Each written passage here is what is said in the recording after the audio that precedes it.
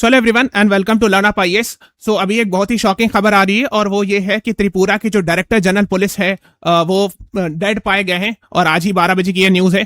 तो इसके बारे में हम लोग आज की क्लास में डिटेल डिस्कशन करेंगे। तो आप देख रहे हो त्रिपुरा डीजीपी अनुराग धनकर found dead eight Agartala police headquarter, यानी अपने हेडक्वार्टर जो है पुलिस हेडक्वार्टर के अंदर ही वो डेड पाए गए हैं। तो ये बहुत ही सीरियस बात है। ऑफ कोर्स आप देख सकते हो मिस्टर अनुराग धनकर found dead eight police headquarter in Agartala. Agartala जो है त्रिपुरा की कैपिटल है। ओके और ये है ना, आप देख सकते हो पुलिस हेडक्वार्टर, यानी उनके अपने घर में नहीं बल्कि ऑफिस में, मोस्ट लाइकली पुलिस हेडक्वार्टर तो उनका ऑफिस हुआ ना, उसी में उनकी बॉडी पाई गई। सो और इसमें कुछ रिपोर्ट्स आ रही है, गॉड नोज बेटर कौन सी बात सही है, अभी हम लोग फाइनली कोई जजमेंट नहीं देंगे, लेकिन रिपोर्ट्स आ रही है कि शायद उन्होंने अपने आप को मार दिया है और वो देखते हैं अभी, लेट अस वेट, है ना। And it is believe that he himself shot with own service pistol. तो जो सर्विस पिस्टल मिली है शायद उन्होंने उसी से अपने आप को मार दिया। तो यही चीज न्यूज में था और वो एक 1994 बैच के आईपीएस ऑफिसर है।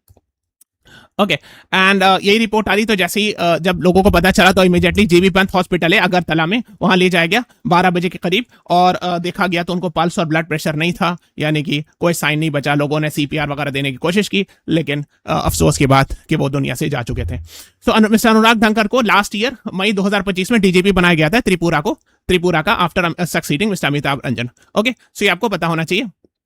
और वही नहीं, वो डीजीपी रहने से पहले डायरेक्टर जनरल इंटेलिजेंस रहे थे त्रिपुरा के। सीबीआई में भी उन्होंने सर्विस दिया है और बहुत सारे जगह पर।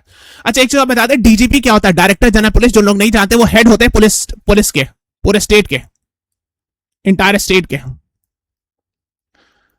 जैसे फॉर एग्जाम्पल आप समझते हो, बिकॉज डीजीपी हो सकता है सब लोग नहीं जानते हो, जैसे एसपी होते हैं, सुपरिंटेंडेंट ऑफ पुलिस क्या होते हैं? पूरे डिस्ट्रिक्ट का कैप्टन होते हैं, पुलिस कैप्टन, राइट। तो सिमिलरली जो डीजीपी होते हैं वो पूरे स्टेट के पुलिस कैप्टन होते हैं, ठीक है। अब आप ऐसे समझ लेना। ओके और हम लोग ये भी डिस्कस करेंगे कि यूपीएससी का भी इसमें रोल होता है डीजीपी के अपॉइंटमेंट में। सो हम लोग डिस्कस करेंगे इस क्लास में। सो आप देखते हैं ये नॉर्थ ईस्ट ऑफ इंडिया। अगर आप यहां पे देखोगे ये है त्रिपुरा। अच्छा इस पर से एक जीके का क्वेश्चन भी आता है, ये कौन सा ऐसा इंडिया का स्टेट है जो 3 साइड से बांग्लादेश से घिरा हुआ है? This is a very famous question. 3 side से बांग्लादेश से घिरा हुआ है। तो आप देखोगे त्रिपुरा के वेस्ट में बांग्लादेश है, साउथ में भी और इवन ईस्ट में भी, बिकॉज त्रिपुरा ऐसे है, ऐसे, ठीक, ईस्ट साउथ और वेस्ट। ओके सो ये त्रिपुरा हो गया, इसकी राजधानी है अगरतला। ओके सो आपको पता होना चाहिए। नाउ और यहाँ की चीफ मिनिस्टर कौन है? सो मिस्टर मनिक साहा जो है वो चीफ मिनिस्टर है। 15 मई 2022 से वो त्रिपुरा के चीफ मिनिस्टर है और यहाँ बीजेपी का रूल है ना। और पहले प्रेसिडेंट, बीजेपी के प्रेसिडेंट वगैरह भी रहते हैं 2020 से 2022 तक। तो ये त्रिपुरा लेजिस्लेटिव असेंबली है जिसमें 60 सीट्स है। तो अगर 60 एमएलए है तो उसमें अगर गवर्नमेंट बनाने के लिए 31 सीट्स चाहिए, है ना। सो अगर आप देखोगे गवर्नमेंट के पास 47 है टोटल। सो बीजेपी को 33 है, अकेले 33 है ना। फिर टीएमपी और अदर पार्टीज भी है, लेकिन बीजेपी अकेले भी अपनी सरकार बना सकती है। ओके एक ही हाउस है, यानी लेजिस्लेटिव असेंबली है, सिर्फ लेजिस्लेटिव काउंसिल नहीं है यहाँ। और ये मिस्टर मनिक शाह के बारे में बात, है ना। आप देख सकते हो तो यही है त्रिपुरा डीजीपी मिस्टर अनुराग धनकर found dead eight Agartala police headquarter, है ना।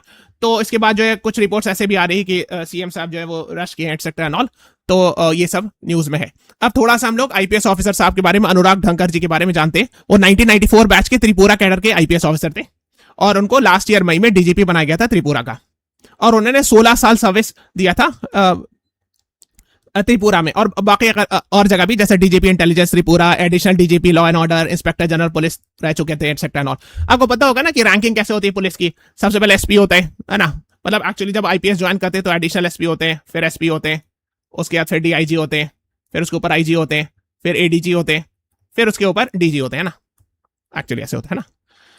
और सेंट्रल डेपुटेशन पे भी रहते हैं, सीबीआई में रहते हैं। पंजाब नेशनल बैंक का जो फ्रॉड केस हुआ था या जिसमें नीरव मोदी का के एलिगेशन लगा था, वो सब पर भी उन्होंने वर्क किया था, मतलब उन पर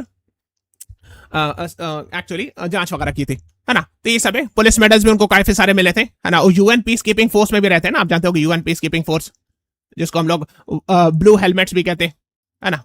और ये कोसोवो में रहते हैं यूएन पीस कीपिंग फोर्स।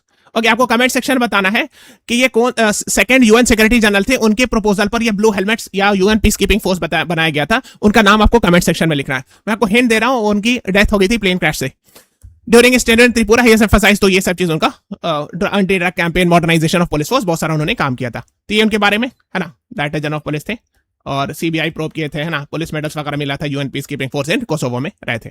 अब लोग थोड़ा सा जानते हैं डीजीपी का अपॉइंटमेंट कैसे होता है। और एक बहुत फेमस केस है प्रकाश सिंह केस, उसको भी हम लोग डिस्कस करेंगे थोड़ा सा। तो देखो, जो डीजीपी जो होते हैं वो स्टेट पुलिस के हेड होते हैं, है ना। उनका काम पुलिस पब्लिक ऑर्डर को पूरे स्टेट में हैंडल करना होता है ना। और Prakash Singh versus Union of India case में सुप्रीम कोर्ट ने कहा था कि 2 years का टेन्योर होना चाहिए एटसेट्रा एंड ऑल, है ना। तो होता कैसे, प्रपोजल पहले स्टेट जो है ना प्रपोजल सबमिट करते हैं, यानी डीजीपी जो करंट डीजीपी है वो रिटायर हो रहे होते हैं, उससे 3 महीना पहले ये प्रोसेस शुरू हो जाता है कि नेक्स्ट कौन जो है वो बनेंगे डीजीपी। तो स्टेट नाम भेजती है यूपीएससी को, ओके। उसके लिए आज सिंगल विंडो सिस्टम वगैरह बना दिए, खैर उतना डिटेल आपको नहीं जाना है। फिर यूपीएससी जब नाम रिसीव करती है स्टेट गवर्नमेंट से, तो एम्पैनलमेंट कमेटी बनती है जिसमें यूपीएससी के चेयरमैन होते हैं, union home secretary, chief secretary, DGP, chief of central arm police forces वगैरह सब रहते हैं। सेंट्रल आर्म पुलिस फोर्स आप जानते हो कि बीएसएफ, सीआरपीएफ, सीआईएसएफ, ये सबको सीएपीएफ कहते हैं। तो फिर ये सब देखा जाता है कम से कम 25 years ऑफ क्लीन सर्विस उनका होना चाहिए, नहीं उन पर कोई दाग नहीं होना चाहिए, है ना। और बहुत सी चीज दिखाता है, कम से कम उनका 6 महीने रिटायरमेंट को बचा होना चाहिए, है ना। ये सब चीजें देखा जाता है। फिर उसके बाद फिर फाइनली यूपीएससी जो है नाम भेजती है ना, 3 लोगों का, 3 आईपीएस ऑफिसर्स का नाम सिलेक्ट करती है, फिर वापस स्टेट गवर्नमेंट को देती है, और स्टेट गवर्नमेंट उसी 3 में से किसी को जो है वो डीजीपी बना सकते हैं, ओके। तो इसका मतलब आप समझिए कि यूपीएससी का भी इसमें रोल है डीजीपी बनाने में, ओके। तो ये आपको पता होना चाहिए।